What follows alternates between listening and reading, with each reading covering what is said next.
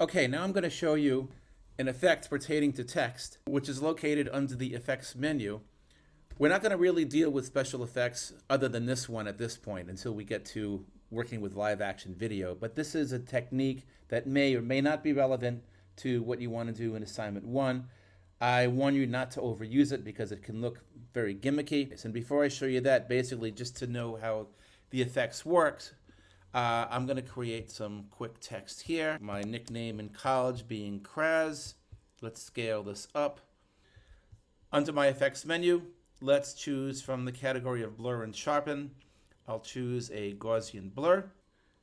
What happens is that this effect gets added both to my effects controls palette here, which I can close down because it also appears in my timeline. And I feel that this is the better way of controlling it. So in my timeline, as soon as I add an effect, the effects category gets added to all my transformations, which we've already worked with. We can open up the effects, and there we see the Gaussian blur. We open that up, and we see that it has 3 or 4 different properties. The general one is blurriness, as you can see as we scrub that value here. Like all the other effects, it is keyframeable, meaning that I can set a keyframe by clicking on the stopwatch here, move my playback head further in time, and change any one of these values. And let's see it animate. Click on the spacebar. Okay. The effect that I want to use now pertaining to this assignment is called the text on a path effect. And it doesn't matter what we have to start with, whether it's this type or whether it's a box or anything like this.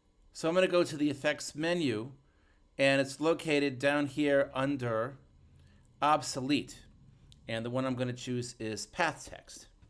I'll just type in the sentence. Here is some text on a path. So I have a couple of options here. Again, all my effects appear in 2 places. In my effects controls palette, which I don't like, I'm going to close that down. I would rather access them here on my timeline by opening up the layer. You can see my effects category and path text has been added. I open these things up, and I have all these different options here.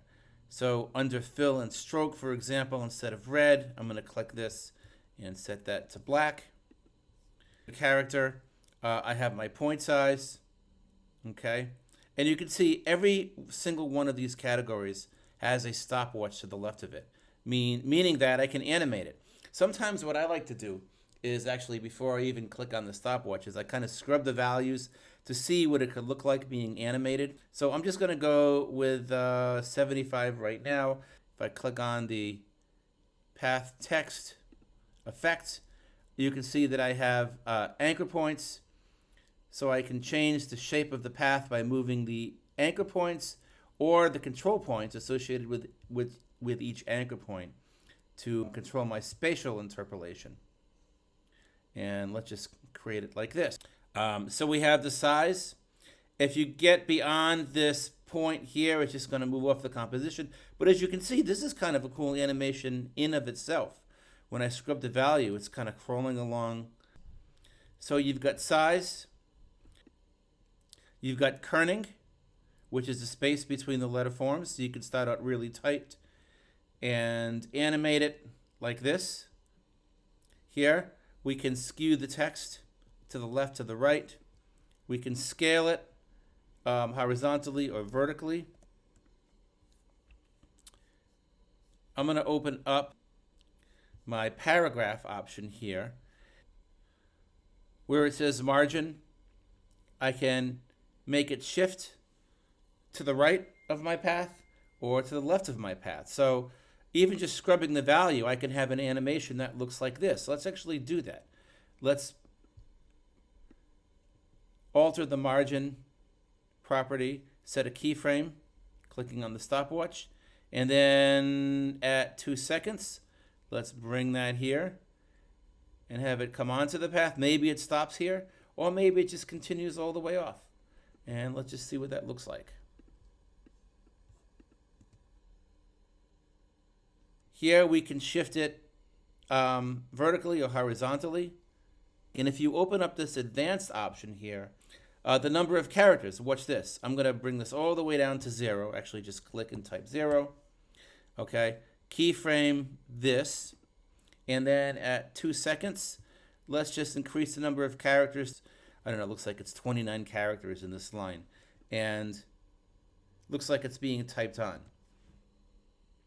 And if we want to make that slower, of course, we would move this keyframe out to the right. So now it's going to take a lot longer. But you get the idea. Down here under advanced, you have this thing called jitter settings. And if I open this up, this is kind of strange. It does not give you a lot of control, but sometimes you can get lucky and find a really cool result. So basically, if I scrub all these values, this one, it basically shifts the baseline of the text, meaning the line that all the letter forms sit on. Some go below it, some go above. Well, this one basically shifts the letter forms to the left and the right. This one rotates them. The strange thing about this effect, here we scale some up, scale some down. You don't get much control. And it's basically, you don't even have to keyframe it. As soon as I adjust these values,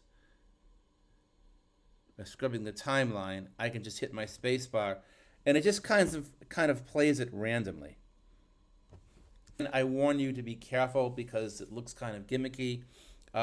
You have much more control by doing it manually. That is the path text technique.